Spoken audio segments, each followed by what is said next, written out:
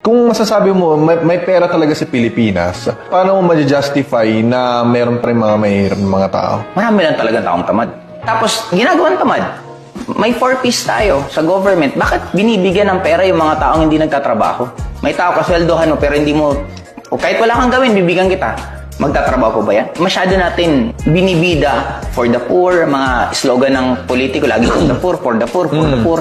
Eh bakit hindi ang ayusin yung mga nagtatrabaho? Bakit hindi lagyan ng mga benefit na dagdag? Yung mga nagtatrabaho maayos para yung mahihirap, mamamotivate na ayusin ko buhay ko para maging katulad din nila ako.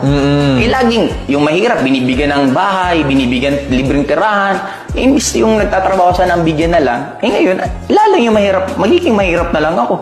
Inaalagaan pa ako ng politiko, binibigyan ako ng mga ganitong benefit, ganitong, yun, ganun siya. So, ibig sabihin nun, tutol ka sa ganong strategy ng gobyerno?